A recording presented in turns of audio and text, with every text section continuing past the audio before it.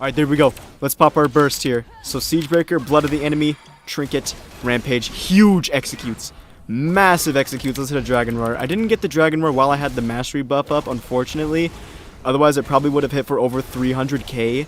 But still, you guys get the idea of why I burst when the Mastery goes off and the Cape. It's just so much damage.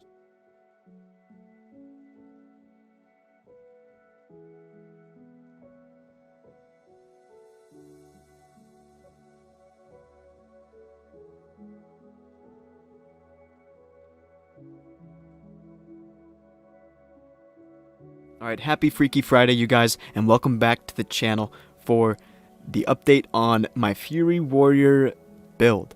All my Azerite Traits, Essences, Corruption, Stats, Gear, Talents, all that stuff that I run in Battlegrounds, I'm going to go over today, including the rotation. Also, thank you so much for 300 subscribers. The last time I made a Fury Warrior guide, I was just getting close to 100 subscribers, and I honestly can't believe how far I made it over the time since I released that first Fury Warrior guide.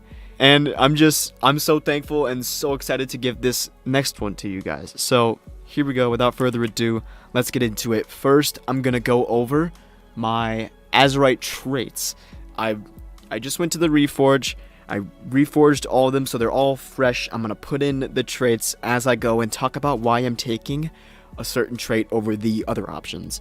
So, for the helmet, here's what we got. We got Gathering Storm, Cold Steel Hot Blood, and Reckless Flurry. Now, I would take Reckless Flurry, but since I'm running Blood of the Enemy as a major, and it lines up perfectly with Recklessness, I want to take Cold Steel Hot Blood here because 1, I don't run Blade Storm ever, I always run Dragon Roar, and 2, the cooldown of Recklessness is gonna line up with Blood of the Enemy if I don't run Reckless Flurry. If I'm running Reckless Flurry, the cooldown of Recklessness is gonna be, over and ready to go before Blood of the Enemy even is. So this just makes it easier to pop all my cooldowns at the same time for some insane burst damage, because that's what this build really is. So I'm just gonna take Cold Steel Hot Blood to stay on the safe side and have my cooldowns line up together a lot easier. Trade Winds or Pulverizing Blows. I'm going to take Trade Winds for that Mastery burst. Mastery is what really buffs your executes and your Dragon Roars and all of your warrior abilities. So when you have a lot of Mastery, you can hit those huge executes and those huge Dragon Roars, as some of you have probably seen in my videos. So that's what I'm stacking. I'm stacking that Mastery, and I'm taking every single trait that I can that buffs Mastery, because that's where it's at. It's all about that Mastery. Blood Siphon, Heed My Call, or Ablative Shielding. Ablative Shielding I feel like would only really be good in World PvP, so I'm going to take Blood Siphon for the bonus Mastery and Leech. Leech is going to really benefit my Cold Steel Hot Blood, so I'm taking that one. Bury the Hatchet or Longstrider. I would take Bury the Hatchet, but Longstrider is really good since I have a lot of Mastery, so I'm going to get that maximum movement speed increase out of this trait if I take it, since I have so much Mastery, and this is based on your highest secondary rating, which is secondary rating as in crit, haste, mastery, versatility, blah blah blah. So I'm taking Longstrider here. And then we're going to get the Azerite Empowered. Boom. Made it a 480 piece. So that's our helmet. Let's go to the shoulder pads now. So for shoulder pads, we have Unbridled Ferocity or Reckless Flurry. Again, I'm not taking Reckless Flurry since I run Blood of the Enemy as a major. So we're going to take Unbridled Ferocity, and this is always a really good trait to have at least one of. I don't think it's worth getting any more than one, because all it does is it increases your rampage and it gives you that 8% chance to grant you recklessness for 4 seconds. That's the only reason why you really want this trait. Everything else you can get other traits besides this if you have one of it. So I'm going to take Unbridled Ferocity. There it is. And now let's see here, Ruinous Bolt or Infinite Fury. I think Ruinous Bolt is garbage, so I'm going to take Infinite Fury instead for that extra crit after a recklessness fades. And since we're running low on base crit, I think it's really good to have a lot of things that buff your crit. Especially if you have at least one Cold Steel Hot Blood. You still want some things that buff your crit. That way you're at least getting something out of having Cold Steel Hot Blood. So yeah, Unstable Flames, Elemental Whirl, or Shimmering Haven. I'll never take Shimmering Haven as a Fury Warrior because you're not standing still, ever. You're always moving, pretty much. Elemental Whirl is probably my go-to here since I don't have a lot of crits stacked up and I'm not maining Cold Steel Hot Blood. So I'm going to take Elemental Whirl so I can at least have a chance to get crit, haste, or mastery, or verse. All those stats are really good for this build. It's more of a hybrid build. I'm not focusing on one stat in particular besides mastery. So I'll take Elemental Whirl, Bulwark of the Masses, or Impassive Visage. I would take Impassive Visage if I was running arenas or world PvP, stuff like that. But since I mostly do Battlegrounds, I'm going to roll with Bulwark of the Masses here. Alright. Azerite Empowered, let's get that. Now we've finished our shoulder pads. That's what we got. Let's go into the chest piece here. So we have Gathering Storm, which is automatically out of the question since I'd never run Bladestorm. Infinite Fury, or Cold Steel Hot Blood. I'm going to take a second Cold Steel Hot Blood here. And I would take Infinite Fury, but I already have one, so I don't really think it's needed. And in Battlegrounds, there's some downtime after killing people, so Infinite Fury is not really going to be the best. I think it'd be better in arenas. But I already have one of it, so I'm not too worried about it. So we're going to take Cold Steel Hot Blood. And Blightborn Infusion or Pulverizing Blows. Definitely Blightborn Infusion here, because I'm going to get more crit. And more crit means more beneficial Cold Steel Hot Blood traits. And just more critical strikes in general. With a lot of mastery and more crit, you're going to hit some insane executes in Dragon Rush. So it's... And plus, when you have more crit, Blood of the Enemy is really going to do more damage, because it buffs your critical hit damage. So yeah, Blightborn Infusion here for sure, instead of Pulverizing Blows. Now, Earthlink, Gut Ripper, or Crystalline Carapace. I feel like Crystalline Carapace would be decent, but I do want that strength just because I want to do more damage with my warrior abilities, and Gut Ripper isn't going to benefit that much. Intimidating Presence or Vampiric Speed. Now, Vampiric Speed is really good in Battlegrounds. So, since I do a lot of those, I'm going to take that instead of Intimidating Presence, because Intimidating Presence is like so weak in PvP, I feel like. After I fear someone, I notice they just touch their auto attack or something, and the debuff's instantly gone. It doesn't really mitigate a lot of damage, but the movement speed decrease is good, I guess you could say. But since I'm using Piercing Howl and Dragon's Roar, that's not really a concern since most of my enemies are slowed when I'm on them anyways. So I'm going to take Vampiric Speed for that extra heal and that speed increase for the chain kills and BGs. Definitely. And we're going to take our last trait there. So there's our Azerite traits. You guys have seen it. We have Cold Steel Hot Blood, Trade Winds, Blood Siphon, Longstrider, Unbridled Ferocity, Infinite Fury, Elemental Whirl, Bulwark of the Masses, Cold Steel Hot Blood, Blightborn Infusion, Earthlink, and Vampiric Speed. Those are my Azerite traits. There you go. So for essences, let's talk about these really quick. I got Blood of the Enemy as a major. As I've stated earlier, it lines up perfectly with Recklessness and my Trinket here at a minute and 30-second cooldown. So every minute and 30 seconds, I can do my insane burst damage that this build is really built around. So that's why I have that as a major. I'm also thinking about making a weak aura that shows my stacks of Blood Soaked, so that way when I'm about to hit 40 stacks on that, I can start bursting, and I'm going to get a lot more haste during that burst to make the most of it. Breath of the Dying is a minor. This is for the corruption resistance, and this is so you can hit big heroic throws when your enemies are below 20% HP. So you just throw a Blood of the Enemy. If this thing goes off on, or not Blood of the Enemy, Heroic Throw. If this thing goes off with Heroic Throw, it's probably going to kill them. And I've seen it crit for 30 to 40k, so that means Heroic Throw is going from a base damage of how much? Like what?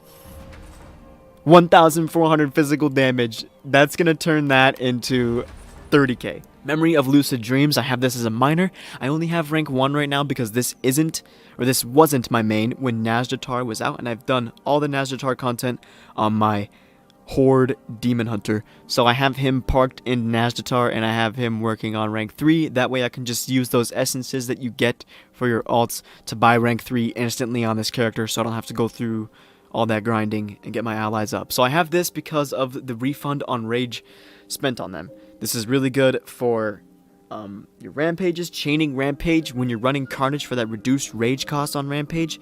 This is huge for that.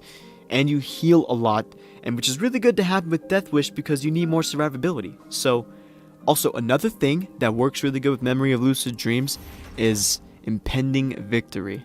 This is what I like to run in my Battlegrounds. Right here, this is the build, the go-to build that I run in BGs.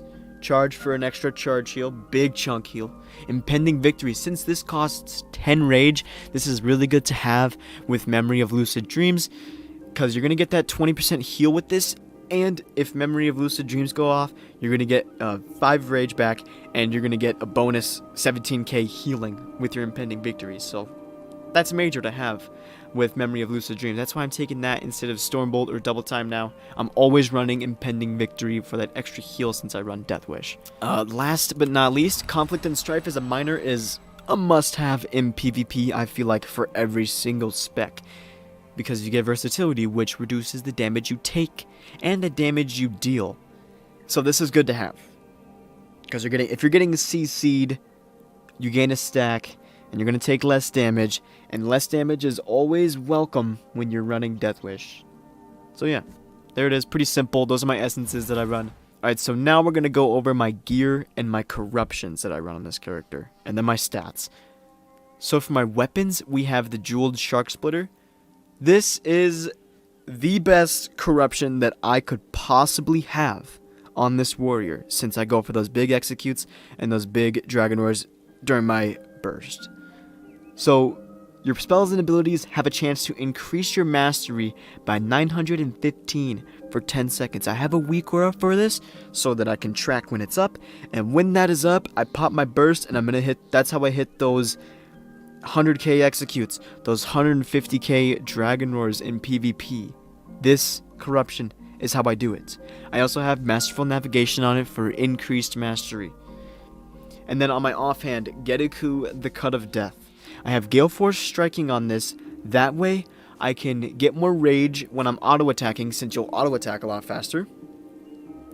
You're gonna get more rage for more rampages, and that way you can trigger Memory of Lucid Dream more often, and just keep your enrage up for as long as possible. So, and the way it looks is really cool. You get like a bunch of wind around your hands when it's popped off, and it leaves a trail behind it. I think that's really cool aesthetic. So that's why I like to have Gale Force Striking on the offhand. Now, let's go over any other corruptions I have. The gear with the stats on it is pretty much, there's no reason to go over it. So here we go. Increases the amount of mastery I gain from all sources by 9%. This includes when I get that mastery proc from my weapon. That's also going to increase the amount that gives. So this is huge to have with all my mastery and all the mastery buffs that I have from my corruptions. And we got an avoidance corruption on my leggings. I get an avoidance increased by an amount equal to 8% of my haste. This is really good to have. I wish it was mastery instead of haste, because I have so much more mastery than haste at pretty much all times. So it's unfortunate that this is haste and not mastery, but I'm still going to take it because I do get a decent amount of haste from this trinket right here and from my enrage. And that avoidance does go up while those procs are happening. So avoidance is really good to have in PvP because it reduces the damage taken from area of effect attacks, and there's lots of that going on in player versus player. So that's a really good corruption to have for Battlegrounds. Your spells and abilities have a chance to increase your mastery. Another tier 3 mastery corruption increase, and this stacks. So if it goes off once, I'm getting 1.8k bonus mastery for 10 seconds. This is what you guys want to shoot for if you want to have the build that I have right here.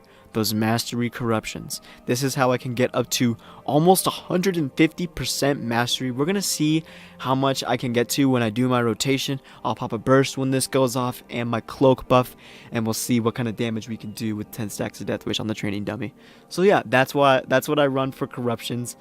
Those are all my corruptions. Just pretty much mastery and avoidance. That's really it. For my rings, I have Mastery Enchants, a Strength Gem. You can always get plus 120 Strength Gem. You can have one of them on your character at all times. And then everything else, Mastery. More Mastery. This Trinket gives me Mastery, and it's perfect for this build because it lines up with Wreck, and it's a huge strength buff when I pop it. So this Trinket is honestly best in slot for this build. And then this is just for bonus haste since I lack a lot of base haste. So this is nice to have. You get increased speed as well, and the wings it gives you, you get slow fall, all that kind of stuff. It gives you base strength. This is just a good trinket to have overall. I don't really think it's the best necessarily, especially for Death Wish. I feel like if I was able to get the Spores trinket from Underrot, it's a tank trinket. It gives you healing. I feel like that would do better than this, just so I have more survivability while I'm running Death Wish, so that I'm even less reliant on heals in Battlegrounds. So yeah, that's my gear. Those are my traits. Those are my essences, my corruptions. You see my stats right here. That's what I'm rolling with. Here's my corruption. I got Eye of Corruption, so I just pop my cloak if I have to. You know, if I'm in an eye and I'm doing big damage on someone that's in the eye as well and I can't get out of it, I pop a cloak there. But I don't want to be over 40 corruption in PvP because you get Thing from Beyond, and if you have Thing from Beyond with 10 stacks of Death Wish, you're gonna die. I'm sure you can get one shot from Thing from Beyond with that. It's gonna chunk at least half your HP, so I'm glad I don't have that, and I just have Eye of Corruption there. And Eye of Corruption still does a decent amount of damage if you're running Death Wish. It's gonna chunk your HP, so it's good to be careful of that. I'm still running it because it's pretty easy to avoid, you know, in general, especially if you're running Thirst for Battle, to clear snares with Bloodthirst and get out of there quick with your increased movement speed. It's not that bad to have. Alright, let's go over talents now. I already touched a little bit on this as I was going over my gear and all that, but I'm going to go over it in detail now. Fresh Meat. I always run this for that extra chance to trigger Enrage and the bonus healing that I get from it, because I want to be able to heal more since I'm running Death Wish. So I run that, and if I'm running this, I can also just pop a Bloodthirst. If it gives me Enrage, I can just Dragon Roar right there. I don't have to do a Rampage to do a Dragon Roar or a big Execute. Since I run Sudden Death, this is also really good to have. If you happen to get an Execute proc right away, and you hit a Bloodthirst on somebody, you haven't done a Rampage yet, there you go, you have Enrage from your Fresh Meat. You can hit a big Execute right in the opener on your target without even hitting a Rampage right off the bat. So yeah, Fresh Meat, Impending Victory. I already went over why I run this. Sudden Death for the random executes. It's the best one to have. Execute's the best spell in the game, so you want Sudden Death, okay? Furious Charge, you get increased healing from your charge. That's a huge bonus to have while charge is up. And save your charges for that. It's important to save your charges for when you need to heal, especially if you're running Death Wish. So keep that in mind when you're running Furious Charge. Carnage. This is best, in my opinion. In Shadowlands, I'm going to take Massacre. I'm pretty sure Massacre might be in a different tree than Carnage in Shadowlands, but Massacre is going to buff your Execute damage. I'm just so excited for Execute in Shadowlands. I feel like Execute's going to be insane again in Shadowlands. So excited. Little off tangent there, but yeah, I run Carnage instead of Massacre and Frothing Berserker because I don't run Enduring Rage. And Rampage is really tough to hit with Frothing Berserker since you need so much rage, and since I lack haste, I'm going to struggle getting up to that 95 rage. So I'm going to run Carnage instead so that Rampage is easier to come by, and it does more damage for when I'm chaining Rampages with Memory of Lucid Dreams. So that's why I run Carnage. Dragon Roar for that instant burst damage instead of Bladestorm. Bladestorm's probably it does build up damage. For 51k physical damage over 3.4 seconds. This does 27k instantly. So Bladestorm will do more damage over time. But I like the burst, the instant burst that Dragon Roar has compared to that. And it reduces their movement speed, so that's another time that you don't have to press Piercing Howl. So yeah, Dragon Roar over Meat Cleaver and Bladestorm. Meat Cleaver is complete garbage. If they increased the rage that you get from Meat Cleaver, I could see it being good. But other than that, it's trash. Never use it. Always use Dragon Roar or Bladestorm. This really just comes down to personal preference. If you like running Bladestorm to, you know, Bladestorm stuns and CC, get out of roots, all that stuff, then run it. But if you like to be instant bursty, I'd run Dragon Roar so you can delete some people real quick. And then Siegebreaker. This is what's best to run with a burst build. You can always use it after 30 seconds. It's going to line up with your recklessness and your burst almost at all times. So you're going to use it. You're going to get increased damage by 15% on top of your Enrage increased damage and your Death Wish. You're going to be at over 200% increased damage on your Executes, your Dragon Roars, and all of your warrior abilities. That's basically where you're going to be at if you have your mastery corruptions. If you're at about 150% mastery, you got a Siegebreaker up, you got your 10 stacks of Death Wish for 50% increased damage. You're going to have so much increased damage done that it seems broken. That's why you want Siegebreaker. It's just going to give you that extra amount. This is terrible to run with Blood of the Enemy as a major. You never want anger management. It's just going to make your recklessness and Blood of the Enemy not line up at all. And you need those to line up because your recklessness critical strike chance is going to buff the damage that you're doing with Blood of the Enemy crits, since that's all that Blood of the Enemy is really good for. It's going to increase your crit strike chance, and it's going to increase how hard your critical strikes are hitting. So that's why you don't want anything that's reducing the cooldown of recklessness. You want to completely avoid that. So never anger management, never reckless flurry, reckless abandon. Now this does seem good, especially with Frothing Berserker. You could get 2 back-to-back rampages with Reckless Abandon, but since I run Memory of Lucid Dreams as a minor, I feel like you don't need Reckless Abandon, because that's pretty much a built-in extra rage back.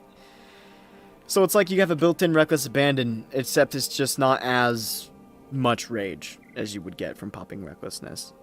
I just like having Siegebreaker, something that's more consistent, since Battlegrounds can be more consistent, more uptime on people. I feel like if I was running just a full-on, everything's based around my recklessness, I would run Reckless Abandon and Frothing Berserker. I feel like that'd be decent. But since I also like having some consistent damage and, you know, having other cooldowns to run, I'm going to run Siegebreaker instead. So yeah, those are my talents. These are the PvP talents that I usually run. Thirst for Battle for the clearing snares and movement speed increase. That's always a must-have. Master and Commander for increased additional health. This is huge for BGs. Since there's so much people and a lot of team fights, you want to have this to help out your healers and maybe intimidate the team with having an insane health pool. It can discourage them. If they're sitting there with 400k to 500k HP and you're a Fury Warrior with 700 to 800k HP because of this, it might taunt them a little bit. It might make them a little scared. So that's a good thing to have for the mind games as well. And then Death Wish. This is the best talent in the game. I'm going to always run Death Wish, even without Pocky Healers. Anything. Death Wish is just too much fun. You're going to do insane damage with it, but it does increase the damage you take, so you need to be aware of things that are happening. You need to play well, you need to CC well, you need to have other options for healing, maybe a third wind potion, maybe a swiftness potion to get out of tough situations, hitting healers instead of DPS. If you're in a team fight, you need to be on the healers, the cloth healers in the back. You don't want to be in the AoE Cleavosaurus that's going on with all the DPS, all the melee, and all those casters are going to pump all their spells into you, because if you have Death Wish, you're just going to die to AoE and everything in between. So you just want to, avoid taking damage and try doing the most effective damage on healers with Death Wish. That's how you want to play with this build. So yeah, there's all my talents. You guys just saw them. That's the build I'm running. That's it. That's everything. So now we're just gonna go over my rotation, and that'll be the end of the video. So let's go turn on war mode so I can stack my Death Wish before we hit the target dummy here. All right, let's do the rotation. I got my 10 stacks of Death Wish. I was hitting the dummy a little bit earlier, but I'm just gonna clear the damage meter here. I got a damage meter over here so you can see it. And what I'm gonna do is I'm pretty much gonna wait for my Mastery Corruption and my Cloak buff to go off at the same time. Then I'm gonna burst, and I'll go over what abilities I'm using. First, I gotta turn on this add-on so it shows you the abilities that I'm using up in the top left. And I've had that off recently. I'm not sure why, but I just did. So let's turn that on real quick. Keep our stacks going. Spam and V, spam and V. There we go. We got our 10 stacks still. Perfect. Alright. Let's get down to business then. Let's pop a stack, pop a charge, a little Bloodthirst here. Raging Blows for fillers. Siegebreaker before I hit 75 rage for a rampage. That way I'm rampaging right after my Siegebreaker. That's what you always want to do. Execute only while you're enraged. So once you see that your enrage buff is up, you hit and execute. If you're not enraged for execute, save it. Save the proc until you're enraged. There we go, there's an enrage. I'll rampage first since I have enough rage, and then an execute with sudden death. Because sudden death has a long enough duration that you can really wait to use your execute while you're enraged if you have to. Because otherwise you're wasting it. It's not going to do any damage. It's going to do piddly damage if you're executing without enrage up. So let's get that corruption going. And that cape buff. There's the corruption buff, as you can see. It's right below my character here. There it is. Also, it's good to refresh Death Wish before you rampage, just so you have more time to use your abilities, rather than pressing a Death Wish while you're enraged, so you can just make the most of it. Alright, come on now, give me this procs, please. Please. Rampage is a recklessness proc. Can we get a corruption proc, though? That's the question. There's a trade winds proc. That's a little bit more rare than the corruption. Here's the damage I'm doing with just the trade winds. Oh, I should probably open this. Oh, trade winds gets me to... Oh, that's trade winds and my corruption. So maybe not 150%. I was over-exaggerating there. But 119% mastery is pretty insane. Alright, so there's our corruption. Come on now. We just need a corruption and a cape buff at the same time for that strength. You'll be able to see how much strength I can hit and how much mastery I can hit. And the big hits will do with that burst is insane. I promise you. Come on, I need a siege breaker for it too. I'm saving my siege breaker. Alright, there's the cape buff. Come on now, corruption. Corruption. I'm gonna hit a death wish here. Death wish. Bloodthirst. Corruption? No corruption. Really. That'd have been the perfect time to have it. I would have had enough time on my dragon buff from the cape to do a dragon roar and all that stuff. So we're just gonna keep going until I get that proc. That's the way it's gonna work. Come on, please. Please give me a proc. I'm gonna save my cloak here, the cleanse. Save my cleanse corruption. I just executed without enrage. I know I'm really bad. I know. I think I just did it again there. Okay, so there's trade winds. Trade winds gets me to 80% mastery. Not bad. Not bad.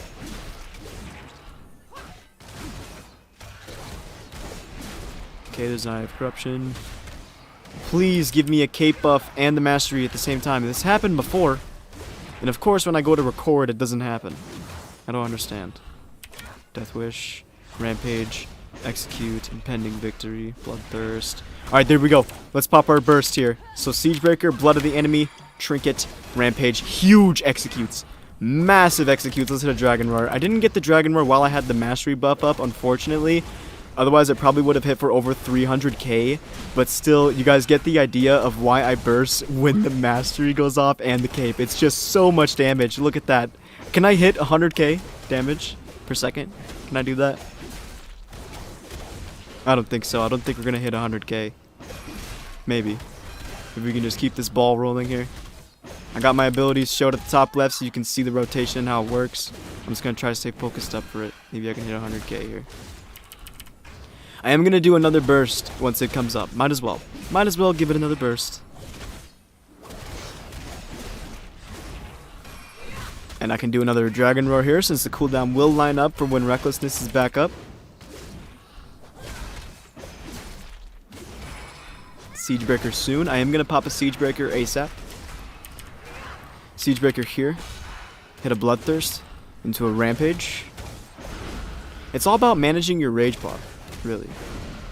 We'll do this. Bloodthirst. Another Death Wish before I Rampage here. Auto attack got me the Rampage. Perfect. Bloodthirst. Need to hit an Impending Victory. We're taking a lot of damage from Corruption right now. Another Death Wish before we Rampage. I'll pop my wall as well just to do some extra healing, and it's perfect because the Eye of Corruption just came out as I walled there. Come on, please, another Bloodthirst. Man, that thing's hitting me so hard. I almost died. That is insane. I need another heal. I need to cleanse Corruption instantly if it pops back up. We have all of our cooldowns back, so what I'm going to do is another Death Wish. Keep it going. Let's see if we can get our procs, and then we'll do another burst here. Another burst round. Maybe we can hit over 100k. Come on, please, now. Cloak and Corruption. Cloak and Corruption. That's all I need.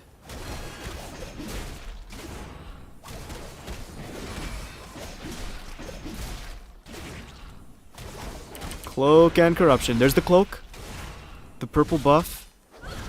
Come on now, Corruption. Come on. We got it again. Let's go, Corruption. Come on, Corruption, please. Please. Just gonna use my basic abilities until that pops up. Consistent damage. Consistent executes. Oh my god, so many executes with this target dummy. Since it's just sitting at 1% HP. Of course. Really? The eye.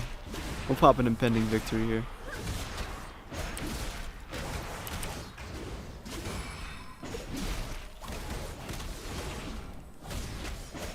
Okay, Death Wish. Here we go. Cape buff, come on. Yes! Yes, there it is! Pop a burst, Recklessness, Siege Breaker. Might as well hit an execute, Blood of the Enemy, Trinket, into a Rampage, into a Death Wish, into a Dragon Roar! I couldn't see the number that it hit for, but it had to be big. It had to be. And there you go. That's the burst. That's how it works, you guys. That's it. And I think we did hit 100. We did! We hit 100k at the very end there. 100k DPS on the target dummy, which isn't too hard to hit for every class. Especially if you're just stacking Death Wish, hitting freely. But yeah, that's how the rotation works. Let's go into the combat log and let's see how much that Dragon Roar hit for. Let's see if we can find it here.